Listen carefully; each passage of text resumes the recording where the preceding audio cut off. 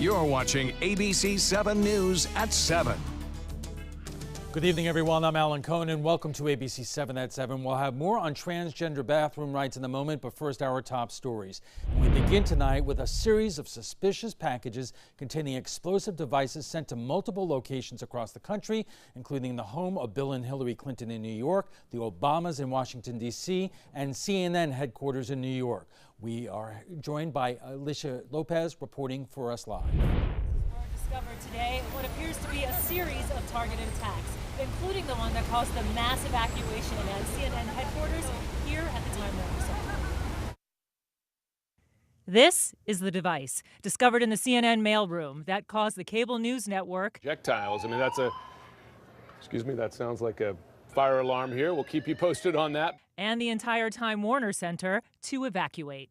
There was at least 25 uniformed officers down there. People were online dropping things. Cashiers were, dropping money, and they really wanted people out of there as soon as possible. What appears to be a small pipe bomb with wires extending from it, addressed to former CIA Director John Brennan. This clearly is an act of terror. Police sources say the package appears similar to the one sent to the Westchester home of Bill and Hillary Clinton and the Obamas in D.C. discovered this morning, and the one sent to the home of billionaire George Soros 2 days ago. Hillary Clinton not at her home, but in Florida campaigning with Donna Shalala. She thanked the Secret Service for their quick action. We are fine thanks to the men and women of the Secret Service. Though law enforcement is still searching for a motive, these package bombs come during a time of increasingly hostile political rhetoric. But the White House stating today that they're monitoring the situation closely. President Trump also issuing a condemnation. That acts or threats of political violence of any kind have no place in the United States of America. Multiple agencies all investigating the attempted attacks. We will turn over every rock, we will turn every corner, and we will talk to everybody that we have to in order to mitigate this threat. And people are being let back into the Time Warner Center, but law enforcement sources say they are concerned that other devices may still be working their way through the postal system. Reporting from the Time Warner Center in New York City, Linda Lopez, ABC News. Back to you. Now let's head over to ABC7's Chief Meteorologist Bob Harrigan with the first alert forecast. Bob. Well, we had some clouds around earlier today. Good evening, everyone. Looking at some clearing in the afternoon. We saw the sunshine at times. Temperatures did warm and respond to that sun, up to 86 degrees officially at the Sarasota-Bradenton Airport. And right now, the winds have calmed down. We had a pretty big east wind, too, earlier this morning. 79 right now, and the winds are light out of the north now at 3. The pressure 2997. And that has been holding steady right around that number for the last couple of hours now, but it has been lowering as a result of a storm system developing over West Texas and western portion of the Gulf of Mexico. And you can see now some rainfall entering into Louisiana, especially into Texas and also into Oklahoma as well as Arkansas. Some flooding concerns there as they've been inundated by rain last week, and now more on top of that. For us, no rain right now. We don't expect a lot tomorrow. If we see some showers tomorrow, it'll be in the late afternoon and evening as the prefrontal trough approaches. That front is going to bring us some changes on the weekend. 79 right now, 76 in Orlando. It's 80 in Miami, and temperatures currently all in the low 80s right now. The Gulf water temperature, that's starting to cool down as well now at 82 degrees. And as far as the evening planner goes, it looks to be pretty good, although we'll see a few clouds now and again. Temperature at 73 at 11 o'clock, and we're looking for the possibility of, as I said, a few isolated showers tomorrow late. The rain chance at 30%. Look how quickly that system broke up. It was a Category 3 when it made landfall. Willa now, the remnants thereof, into Houston, up into Dallas, and northern Louisiana. We still have a month and a few more days before the official end of this hurricane season. If you want to download our free weather app, do it. Go to your app store and type in WWSB and First Alert Weather, and you can download that app and stay abreast of what's happening in the tropics and our winter weather as well. Alan? Bob, thank you. Here on the Suncoast, the Sarasota County School District officially releasing its guidelines for how it will handle students in the district. It's a policy the superintendent tells us has been in the works for more than 2 years. ABC7's Taylor Torregano has more. Good evening, Alan. Today I sat down with the superintendent to get the breakdown, controversy, and reasons behind this significant change. He tells me it was driven by their responsibility to provide a safe and productive learning environment for all of their students. It's 2018 and times are changing. Certainly, I think as a district, we have evolved over time. Superintendent Todd Bowden says that for the last 3 years, the school district has dealt with transgender issues on an individual basis. In that time, the district developed guidelines that have now been put into writing. A number of students came forward and they requested accommodation. And so our policy at that point was to deal with our students on an individual basis, to meet with them and to figure out what they needed to feel comfortable and safe at school. The new guidelines for transgender students address 7 main areas: pronouns, the use of restrooms and locker rooms, extracurricular activities, athletics, dress code, and field trips, both day and overnight. Under the new guidelines, students are given the choice to participate as the gender with which they identify, including restroom use. Superintendent Bowden says students who have a consistently demonstrated gender identity are allowed to use the restroom of their choice. And it's not been an issue. The locker rooms can be a little more difficult in regards to making sure that everyone is provided privacy. And so we have single stall restrooms at all of our schools. Those restrooms aren't just for transgender students. Privacy accommodations, including curtains, stalls, or partitions, are given to any student who feels uncomfortable. One of the fears of the unknown is that we're going to have a number of kids come forward because they want access to the restroom. It's not about the kids saying, hey, can I go use the girls' bathroom? This is about accommodating students with real needs. Bowden says they have received some pushback from parents who fear now that these changes have been made, their kids are no longer safe. He says this isn't true and encourages parents to have those open and honest conversations with their children. He also says that parents should notify the school if their kids ever feel uncomfortable. I'm reporting from the Landings, Taylor Torgano, ABC7, your Suncoast News. There's a lot to discuss. In the moment, the superintendent of schools, then the chair of the Sarasota School Board weigh in at the trapezoid.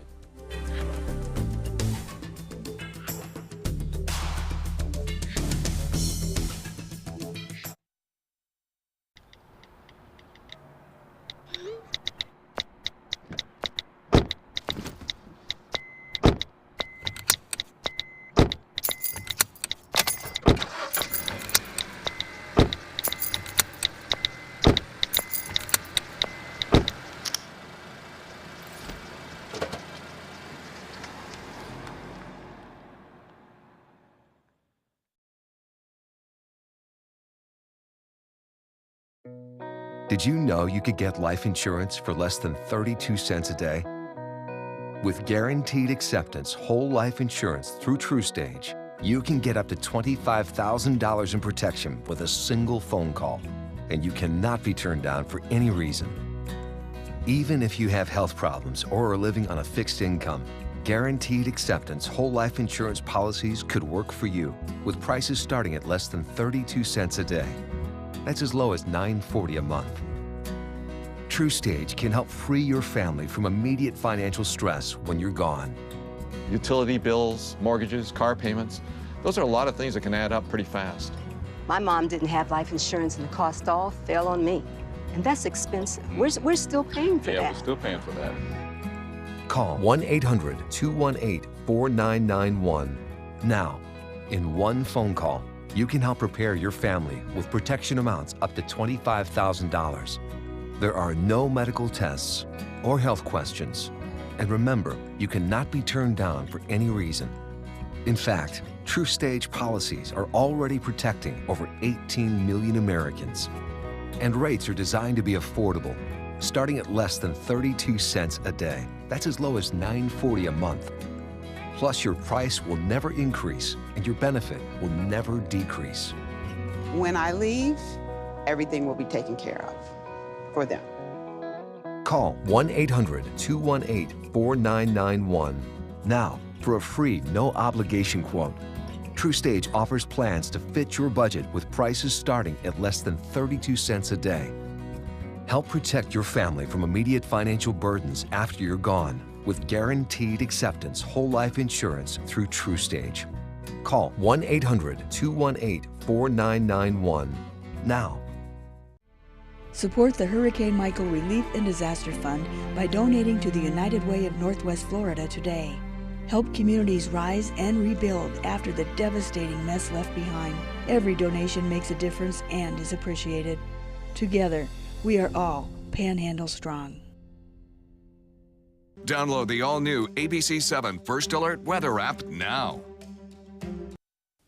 Welcome back. Well, now it is in writing. Sarasota has been deliberating a policy regarding transgender students for several years, ever since Nate Quinn, a transgender student at Pineview, fought for the right to use the men's room. Until a special task force agreed on a consensus for a policy, the school district said it would handle situations on a case-by-case basis.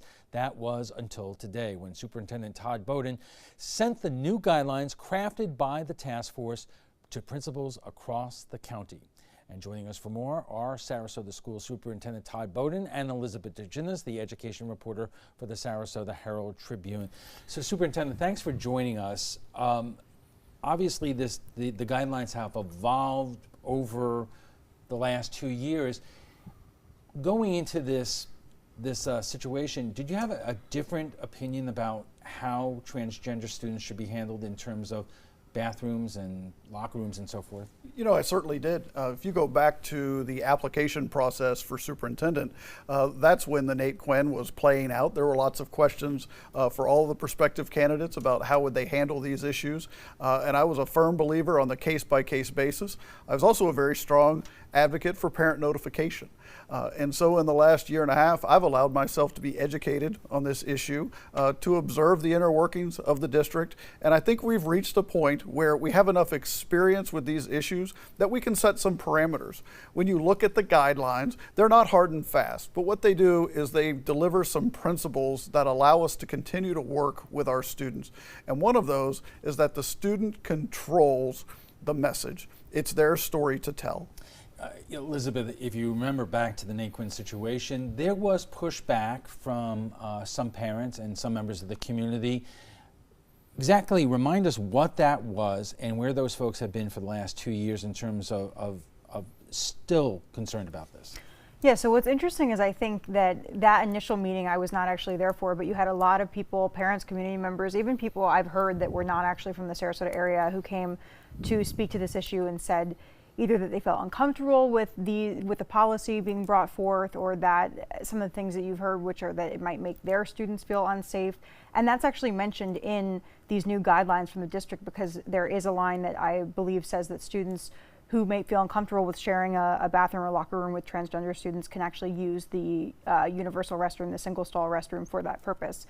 But what's interesting is that we've seen allies and trans students and just advocates come back to board meetings a number of times over the last 2 years, but you haven't really seen that same opposition at those meetings. All right, so Superintendent, this task force has been going through its process. When did they conclude their work, and how long has these new proposed guidelines been sitting on your desk? So there's been some back and forth. The last formal meeting of the task force was August a year ago. And I'll tell you, there was a process for me to reach a comfort level in issuing those guidelines. It is the work of the task force, but ultimately it goes out under the authority of the superintendent. We were closely watching a case out of St. John's that would really guide the way that schools interact with transgender students. That case was settled this summer. I think it was important for us to understand where our board was on this issue and where that support. And so getting through the elections in August and understanding who would be on our board and what they would be willing to support. And then on a very personal level, just making sure that I was comfortable that we were doing the right thing by these students. And that brings us to the next question, because you told us before the broadcast that you knew you had a support from a majority of the school board members, but obviously Bridget Ziegler, the chair of the school board, who's going to be on in a few minutes, is not as supportive, or at least has questions about specifically about whether or not the school board signed off on these new guidelines and whether they should have been allowed to. So the guidelines are very clear that they are guidelines and they're not policy statements. The board has reaffirmed their policy on equity, and it includes the term gender. But if you look very closely at the guidelines, it goes out under the authority of the superintendent. My name appears on the document, but it does not contain the board. And I think that's very important. This is my direction. This is my guidance to staff on how to work with these students. Okay, we have to take a quick break. Our conversation on transgender bathroom rights continues right after we get a check on the First Alert forecast with Chief Meteorologist Bob Harrigan. Bob. Well, kind of a cloudy start today. We had a lot of clouds around. There's a frontal boundary to our north and also a pretty strong east wind. That has all died down now. Is high pressure still in control? And we had a little break in the skies, and we saw some sunshine this afternoon. That warmed things up above average. Our high today was 86 degrees. Now, as far as the red tide report, it's come out, the midweek report, not the best of news. Things have gone bad again, at least not as good as it has been over the past 3 weeks. It was getting better. We're starting to see some high concentrations on Longboat Key, also at New Pass, Big Pass, and moderate concentrations down near Minnesota Beach and into Inglewood. That's the look of the scale right there. And we're going to see some pretty good east winds tomorrow, so that red tide should not be a factor. It is patchy, I understand, too, along the sun coast. Warmer overnight lows tonight, clouds and some showers, mainly for Friday now. And then a weekend cool down, so get ready for at least some below average temperatures. It's not going to be cold, but it's going to be slightly cooler. Well, the remnants of what was a major hurricane will have really raced off into Texas today, bringing rainfall all the way into Louisiana and near Houston up to Dallas, getting some pretty heavy downpours there, and a low pressure area developing in the western portion of the Gulf of Mexico. This low pressure is going to scoot off to the northeast, and it's not going to be all that intense. It will eventually get a cold front associated with it, wrap that front through our area. Here's the actual front. We'll see a prefrontal trough come Friday morning, a few clouds, a few showers in the morning. And then in midday, we'll see some showers. The cold front approaches later on in the evening on Friday and should clear out of here by Saturday morning around sunrise. So we'll see some cooler temperatures move in by then. Over the eastern third of the nation, pretty quiet in the mid-Atlantic coast states. Some cooler weather over the northeast and Boston, and some showers out west. That's where the heavy rainfall is now into Texas and Oklahoma. But for us, pretty dry, pretty quiet too. It's going to stay that way overnight and throughout most of the day tomorrow. There's a slight chance for a few late day showers tomorrow afternoon and evening. That rain chance only at 30%. High temperatures will be above average. We'll get into the mid 80s and it'll feel a little bit warmer too because the humidity is going to start to come back pretty high throughout the day. That wind flow, all important in determining the impacts of the red tide. It'll be offshore throughout the day on Thursday. But as that front approaches, it starts to veer more to the south, and then later in the day on Friday, southwest, and then west, and pretty strong too. We're going to see winds and advisories for coastal locations all up and down west central Florida beginning Friday afternoon and continuing more than likely right through Saturday. That low pressure will be a big storm maker for the northeast as well, as it becomes a nor'easter on into Sunday and Monday. For boaters, winds will be out of the north and then switch around to a more southerly direction later on in the day, and then turn southwest. Seas running 1 to 2 feet with a light chop out there. The 7-day forecast then, a 40% chance for rain comes late Thursday night and through Friday. Slight chance for showers on Saturday. Looking good though for the weekend. After that, high temperatures below average. Alan will be right back after this. Blue 32, Blue 32, hot, hot. It's the Gatto Gridiron Challenge. The game's on to sell 2,000 vehicles. 12 teams compete for the #1 spot. Score a great deal at every Gatto dealership. Buy with 0 down. Make no payments for 90 days. Choose from 14 of your favorite brands, all on sale. Who will make it to the end zone? You decide. Rush to a Gatto location near you or visit Gatto.com. Gatto's got it. Christmas Traditions by Lux Art Silks, where more is merrier. Make your holidays sparkle with style. Browse our amazing showroom, cute collectible cottages, and beautiful Christmas displays. Find the inspiration, selection, and quality you need to deck the halls merry and bright. Christmas Traditions also features the area's largest selection of quality pre-lit Christmas trees, every size, shape, and color, and plenty of decorations to make your home shine for the holidays. Christmas Traditions by Lux Art Silks, where more is merrier. Visit us on New 301, just a quarter-mile north of University Parkway. Your last chance for 2018 Honda Civics on sale is now. During our model year-end sale, try new Civics for just $169 a month. You made Civic the best-selling compact car in America. And now get Civic, a KBB.com's best buy of the year for less than the competition. New Civics just $169 a month. Your last chance for Civics, all on sale this week at your local Honda dealer. This is an important message for anyone with Medicare. You may be eligible for an all-in-one Medicare plan that combines hospital, medical, and prescription drug coverage together with extra benefits that may include dental, vision, hearing aids, and much more. Some of these plans have a $0 monthly premium regardless of your income. That's right. For one low plan premium, or in some cases a $0 premium, you may be able to get coverage for your hospital visits, doctor appointments, prescription drugs, routine dental care, eyeglasses and contact lenses, hearing aids, and possibly more. Today may be the first time you've heard about this type of Medicare plan. The advisors at the Medicare.com helpline are licensed insurance agents who will explain more when you call. Call now to see if you qualify. Call the number on your screen now. Call now to see if you qualify for these benefits. You worked hard for your Medicare. Now is the time for your Medicare to work hard for you. Not affiliated with or acting on behalf of any government agency or program. I'm Anne. I'm a scientist. Recycling takes a team. Why don't you let me and me help you out? Everyone plays a part. Don't trash I love taking stuff apart and building new things out of it. what could be treasure. Pal's my most advanced android. This is awesome. You haven't seen anything yet. Give your cardboard box another life. Recycle. Welcome back. We are talking about Sarasota County's new policy on transgender students. And joining us for more are Sarasota School Superintendent Todd Bowden and Elizabeth DeGinnis, the education reporter for the Sarasota Herald Tribune. Elizabeth, let me get us up to date in terms of the reaction of members of the school board to today's announcement of the guidelines. So you kind of alluded to this earlier, but I think, again, everyone on the school board kind of disagrees with me when I say this, but there's this 3-2 divide, again, on this issue, where we have 3 school board members who are largely, I would say, or wholly in support of these guidelines, again, which Superintendent Bowden noted did not go before the board, but he consulted the board in discussing these. And then you have 2 who are not so much opposed to the idea of the guidelines, but opposed to certain parts of them. Those are the chair, Bridget Ziegler, and then Eric Robinson as well. And they basically have issues with 2 parts of it. They have issues, A, that the guidelines weren't brought before the board, and then the public wasn't given a chance to comment because of that.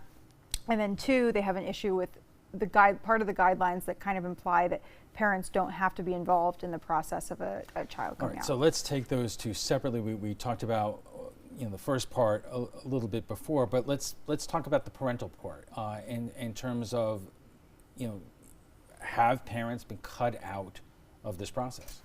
And so I want to be very clear that we want parents to have a seat at the table. When a student comes forward, that's our first question is, have you had this conversation with a parent? When they say that they have not, our next question is, can we help facilitate a conversation with a parent? We want the parent at the table, but ultimately it is the student's responsibility to invite the parent in. What we cannot do is have a policy that says if a student comes forward, our first call is to the parent. That will end all communication with our students. And so we want to lead our students to a place where they feel comfortable bringing their parent in, but it has to be on their terms. Let me ask you this question because, I read these stories and I read the public reaction to the story, and I want you just to talk to viewers right now who revert to, what their line has always been, that why should my little girl have to go to the bathroom with men? And so, first, I think it's real important that we're talking about their peers. We're talking about students. Adults don't use the restroom with students. We have separate faculty adult restrooms on every campus. And so we're talking about the same age child.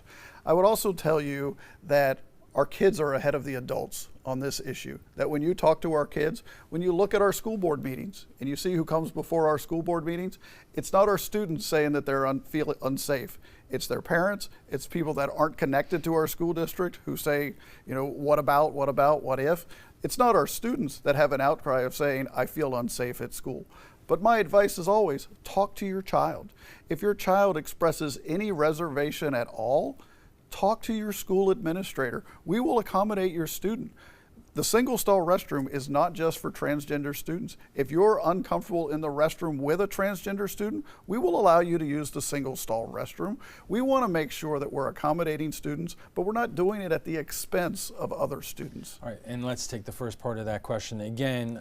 If Bridget Ziegler and Eric Robinson are concerned that this did not become before the board and that the public did not have the opportunity to have its input, what's your reaction to that? I think anybody who has observed the school board over the last 2 years feels like this issue has been vetted at the board level. Their positions are very clear. It's not that they haven't been heard. ultimately, we have 2 school board members who find themselves in the minority. Elizabeth, what kind of repercussion might there be in terms of the actions this week? I think, as you've noted, there have been people, I would say largely parents, that you hear from publicly, although it's hard to know with students because I don't think students always comment on the same forums that adults might in terms of their emotions about things like this.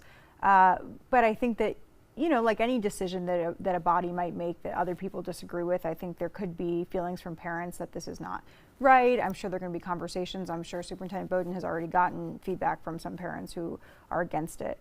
But at some point, I think when he and I had previous conversations about this is such a contentious issue that I'm not sure that, any agreement that you make on it, there's going to be somebody who's going to be opposed to it. We only have a couple of seconds left, and obviously Bridget Ziegler will be here in a moment, but have you talked to her yet, or Eric Robinson? Certainly. I provided the guidelines to them on Friday, then had one-on-one conversations with them throughout the day on Monday. Bridget's position with me is very clear. Those lines of communication are open.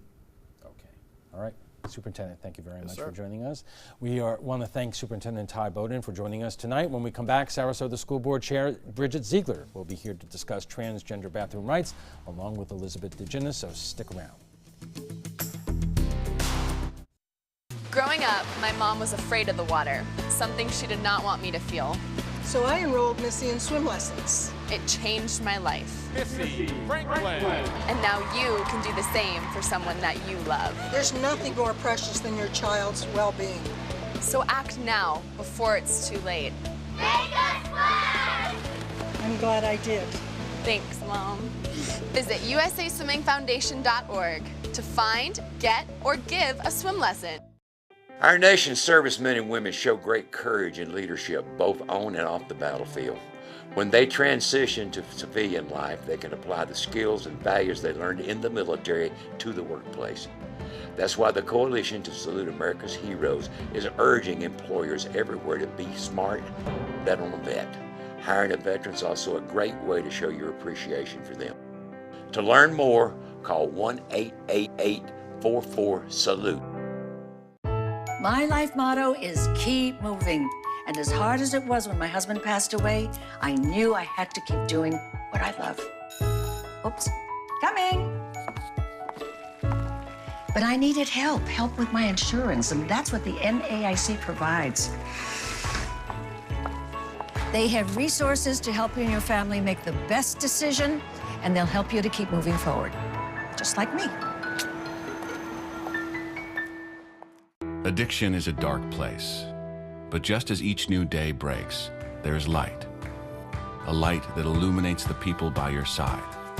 Out of the darkness, you are walking with 22 million others struggling with addiction. The cure to darkness is light. The cure to stigma is love. And the cure to disease is treatment. Join us as we walk into the dawn of a new day. Together, we are stronger than addiction. Learn more at chatterproof.org. Zupan, part of the U.S. Paralympic rugby team. In my game, movement is everything. I get frustrated when my move is blocked, especially when that guy has no right to be there, even just for a minute.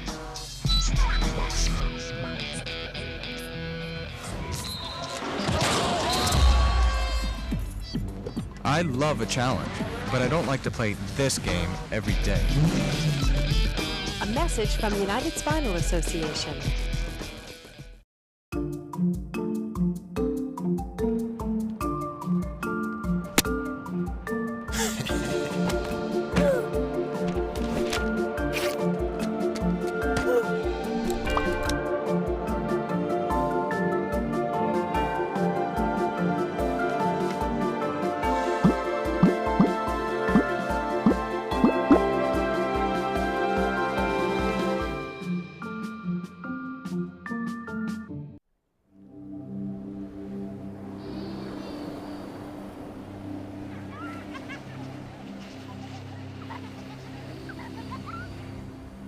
Every time you purchase a fishing license or register your boat, you're helping to preserve our nation's coastlines, lakes, rivers, and streams, protecting memories for generations to come.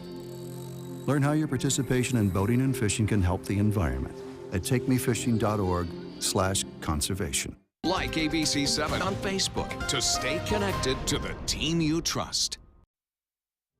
You're watching ABC7 News at 7:30.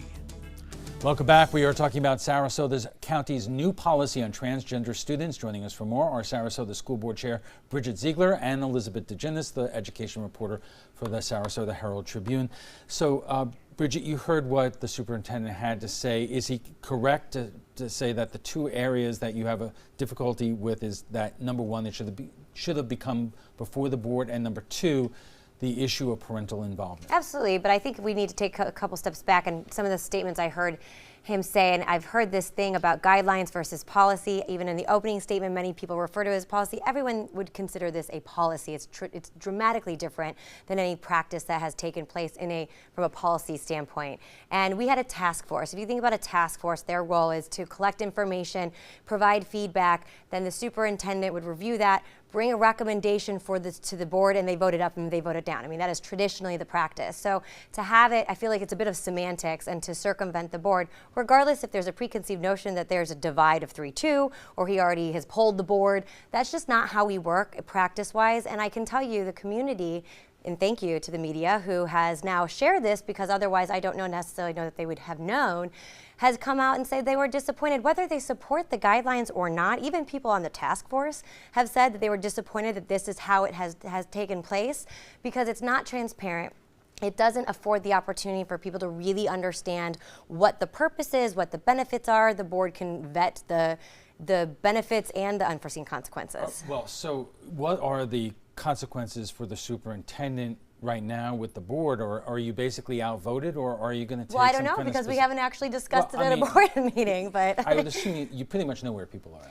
You know what? I think there is a good sense of where people could be, but I would hate to think in our board that it's absolutely dead set that is it. I will tell you that in the past, I've been on the board for 4 years. I was here when this first came up, and there were I was one who pushed for us to have a workshop so we could talk about it after we had a significant public comment.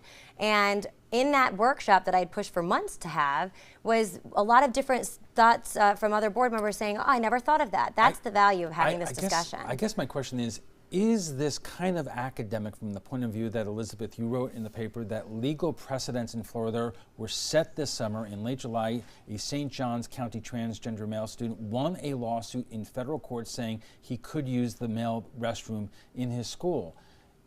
Doesn't that set the precedent in terms of that all school districts have to follow? I mean, it certainly sets a precedent, and I think at the same time this weekend we now have the Trump administration talking about defining gender as more of a physical, biological identity. So I think it's difficult because you kind of have these mixed messages, and I know that the district has said, and Superintendent Bowden just said, a few minutes ago, that they were really waiting on that St. John's decision. But there have been other court cases too, so it's hard to say. All right.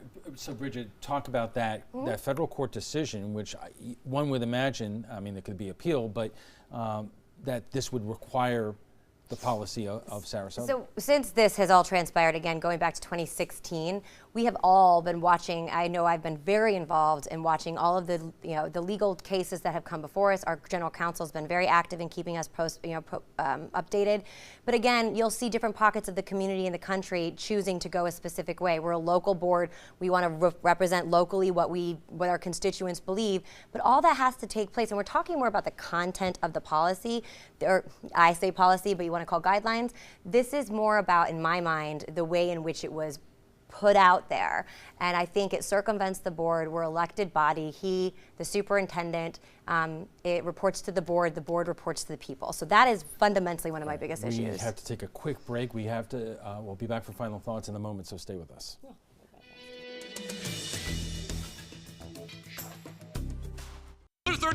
Blue 32, hot, hot. It's the Ghetto Gridiron Challenge. The game's on to sell 2,000 vehicles. 12 teams compete for the #1 spot. Score a great deal at every Ghetto dealership. Buy with 0 down. Make no payments for 90 days. Choose from 14 of your favorite brands, all on sale. Who will make it to the end zone? You decide. Rush to a Ghetto location near you or visit Ghetto.com. Ghetto's got it.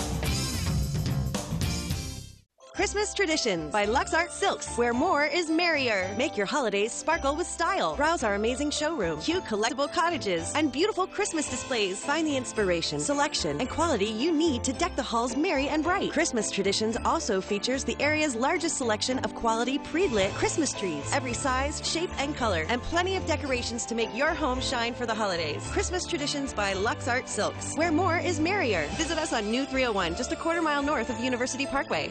Did you know you could get life insurance for less than 32 cents a day? With Guaranteed Acceptance whole life insurance through TrueStage, you can get up to $25,000 in protection with a single phone call. TrueStage can help free your family from immediate financial stress when you're gone. Utility bills, mortgages, car payments, those are a lot of things that can add up pretty fast. And even if you're on a fixed income, prices fit your budget, starting at less than 32 cents a day. Plus, your price will never increase and your benefit will never decrease. And with no medical tests or health questions, you cannot be turned down for any reason. Call 1-800-842-7189 now for a free, no-obligation quote. TrueStage offers plans to fit your budget. Help protect your family from immediate financial burdens after you're gone with Guaranteed Acceptance whole life insurance through TrueStage. Call 1-800-842-7189 now.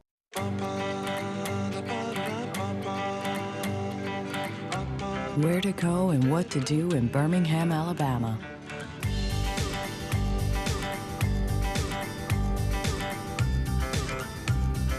Personalized just for you.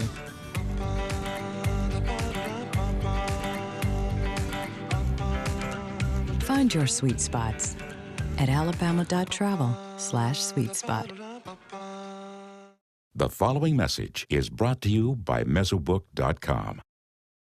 People who have been diagnosed with mesothelioma have many questions. How did I get this disease? What are my treatment options? How will this affect my loved ones? You need answers, which is why we offer a free book written by medical professionals who have treated mesothelioma. Call toll-free at 1-800-777-1366 or go to mesobook.com. And let's continue our conversation on transgender bathroom rights, new policy or guidelines in Sarasota County. Bridget, the superintendent was saying that when this has been a constant discussion on the school board level, respond to his point that it's not students themselves who are going to the board saying, hold up, we're concerned about this. It's usually the adults and the parents. So we are a school district where we have students, and the parents or guardians or families, they're the legal guardians of those children. We are required to keep them safe, and this is important to say that I believe in an environment that is free from bullying and harassment. But you can't, when we talk about stripping parents of the right of being involved, because that potentially is the most dangerous place for these students, it's alarming, because think of that as a precedent with parents not being involved and having a sign off on this. I think that's very concerning to me.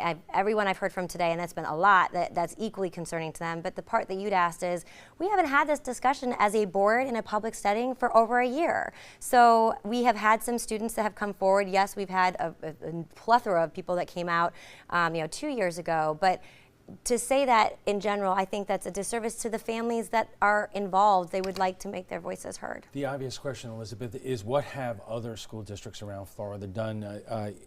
The superintendent told us during a commercial break that a lot of the Tampa stations came down today, and he told the reporters there, we've simply modeled these guidelines after Hillsborough County.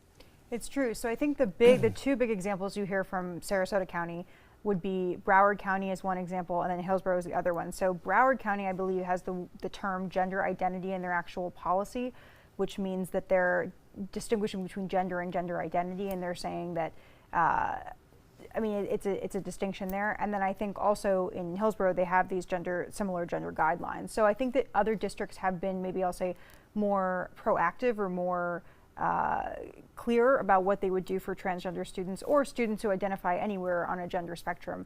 And so I think that those are kind of the examples that are brought up. Richard, correct me if I'm wrong, you serve on a statewide association involving school board members.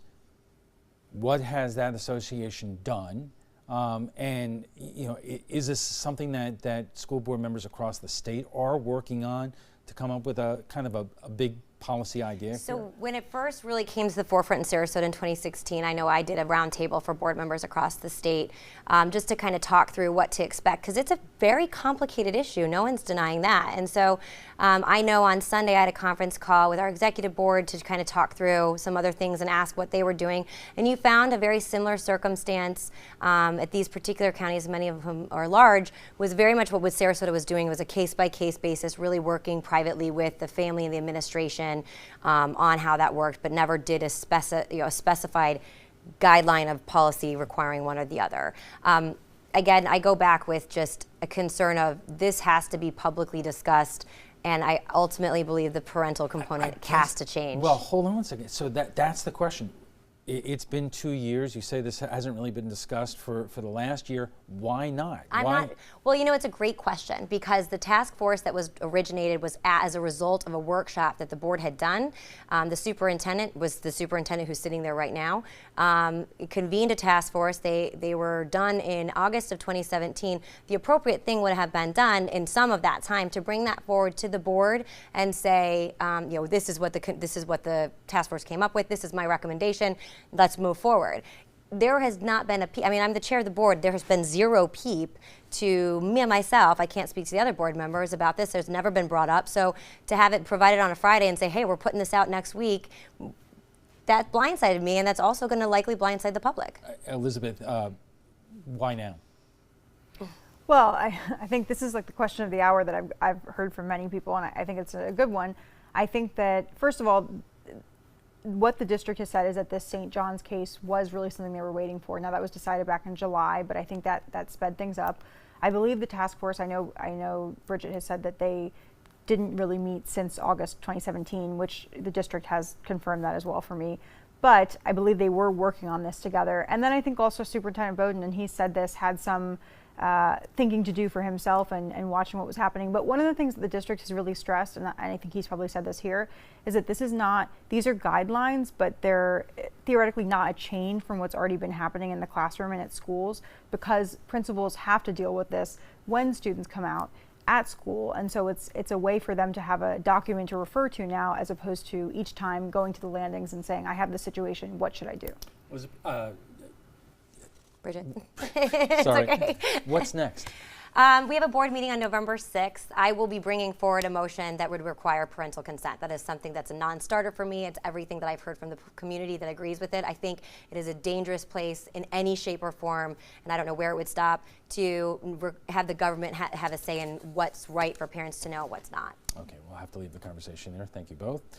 Before we go, we want to share with you what some of our viewers have been saying about last night's debate between Republican Congressman Vern Buchanan and Democratic challenger David Shapiro. It was one of the most anticipated debates, and it didn't disappoint. Both Buchanan and Shapiro debated on a wide range of topics, including red tide, President Trump, tax cuts, health care, and more. Over 560 of you voted. 60% of you said that Shapiro won the debate, compared to 40% who said Buchanan won the debate. Here are some of your comments. Michael says, wish David went after Vern on issues of red tide, tax cuts that afforded him a new yacht, but has not helped the middle class. He had a lot to bury Vern on, but was way too nice. Disappointed.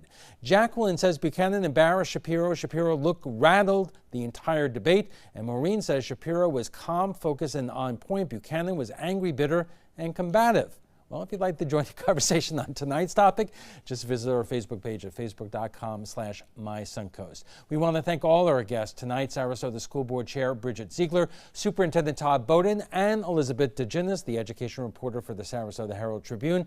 When we return, the man chosen by the Democrats to represent the party in the 17th Congressional District against State Senator Greg Steube joins ABC 7 at 7 for an exclusive interview you won't want to miss. But right now, let's get a final check on our first alert forecast from Chief Meteorologist Bob Harrigan. Bob.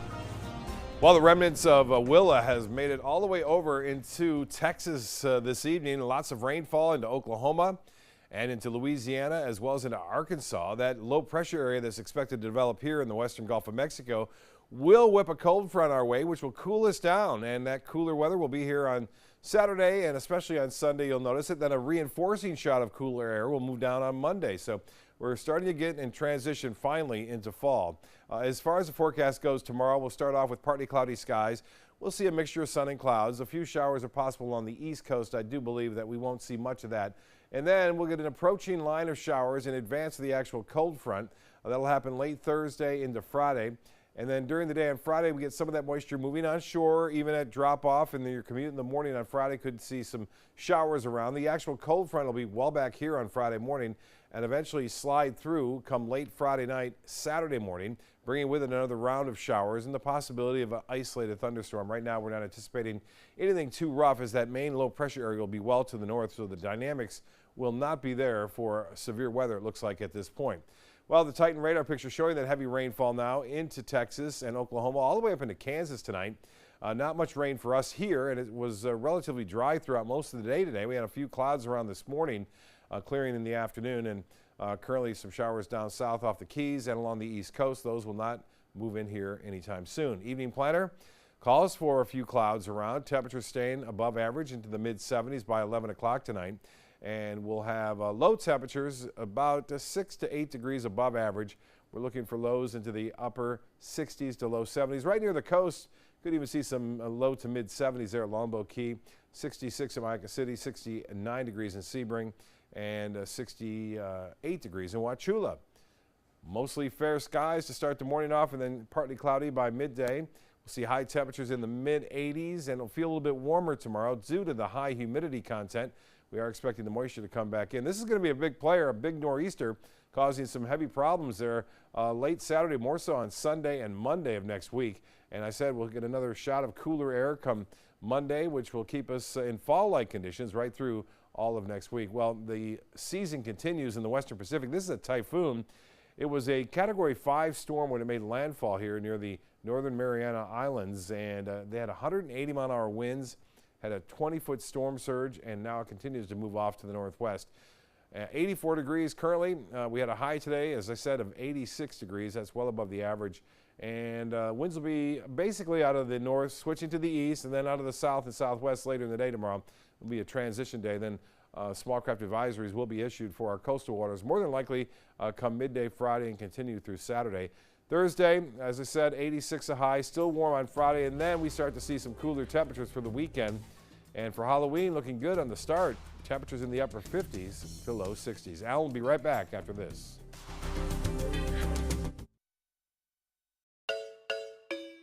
Enjoy fine wine and great foods, all while supporting a great cause. It's the 17th annual Suncoast Food and Wine Fest, happening Saturday, November 10th from 1 to 4 p.m. at the Premier Sports Campus in Lakewood Ranch.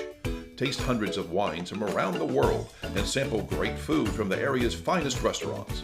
All proceeds go to local charities and Rotary projects. For tickets and information, visit suncoastfoodandwinefest.com. This is an important message for anyone with Medicare. You may be eligible for an all-in-one Medicare plan that combines hospital, medical, and prescription drug coverage together with extra benefits that may include dental, vision, hearing aids, and much more. Some of these plans have a $0 monthly premium regardless of your income. That's right. For one low plan premium, or in some cases a $0 premium, you may be able to get coverage for your hospital visits, doctor appointments, prescription drugs, routine dental care, eyeglasses and contact lenses, hearing aids, and possibly more. Today may be the first time you've heard about this type of Medicare plan. The advisors at the Medicare.com helpline are licensed insurance agents who will explain more when you call. Call now to see if you qualify. Call the number on your screen now. Call now to see if you qualify for these benefits. You worked hard for your Medicare. Now is the time for your Medicare to work hard for you. Not affiliated with or acting on behalf of any government agency or program. Your daughter just had her first breakup. Do you A, put yourself in her shoes? B, console her? Don't worry, sweetie. This is gonna happen a lot. Or C, find her a new boyfriend? Nice, single boys. That was weird. As a parent, there are no perfect answers. But you don't have to be perfect to be a perfect parent. Thousands of teens in foster care will love you just the same.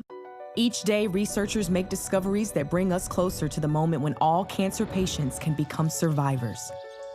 Their progress is made possible with the help of clinical trials. Clinical trials are the brightest torch researchers have to light their way towards better treatments.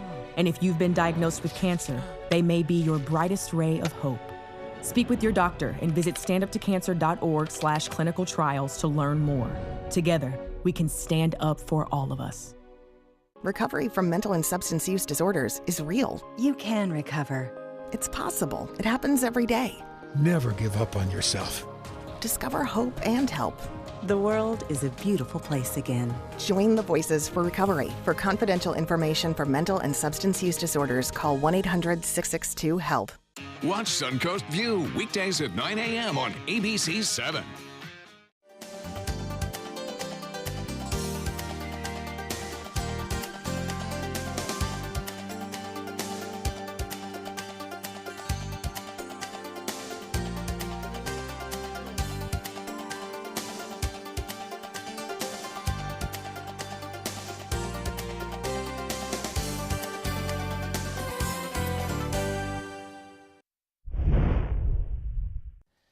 Democrats are pressing Republicans in a number of traditional GOP-held congressional districts across Florida this year, but it has been a real tough go in the FL-17. Congressman Tom Rooney is retiring.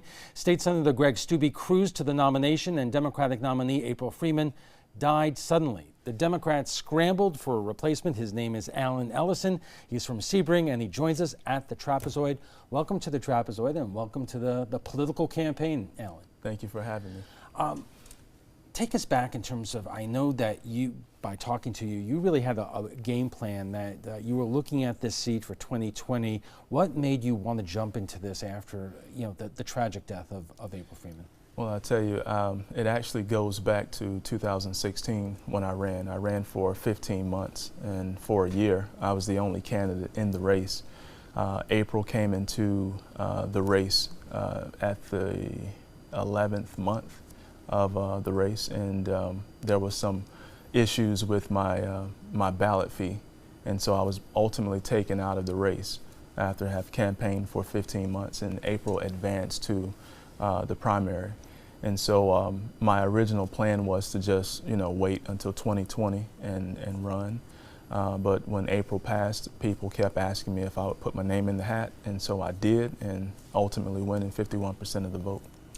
I don't have to tell you what the obstacles are for you right now. This is a mammoth district that stretches from one coast to the other, 9 counties, I believe. Greg Steube has been running since Congressman Rooney announced his retirement. He's been getting out there. He was in a competitive GOP primary. You are at a point that you have to introduce yourself to voters in an overwhelmingly Republican district. So what is the case that you are trying to make in these short days? Well, although I'm new into the special election cycle, I have spent over 30 years in the district. I was born in Highlands County. I was raised in Hardy County. I worked for 10 years in Bartow, which is in Polk County, and I got my degree in political science from Florida Southern College, which is also in Polk County. So I am the native son of the 17th district. I've helped to set up numerous businesses in the district. People know me for a lot of different things, and one of the things that they know me as is I'm an individual who is always trying to help people.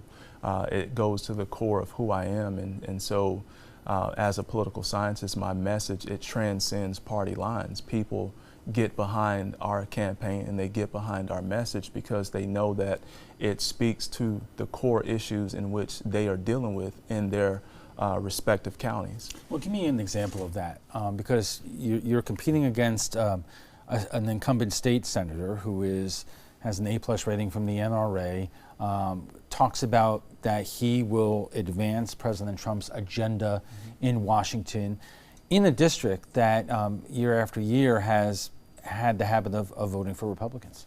Well, I think this year is going to be a special year because there are so many issues at stake that affect people in the district. One of those issues is the Medicare scenario, where you have Republicans as well as leadership in the executive branch that's looking to try to take funding from Medicare and as well as try to dismantle the healthcare system. My district, we have a great deal of people who are seniors who depend on Medicare. We also have over 180,000 individuals who live in the district that live with a disability. And in 2016, the Republicans were trying to reduce disabilities by 20%.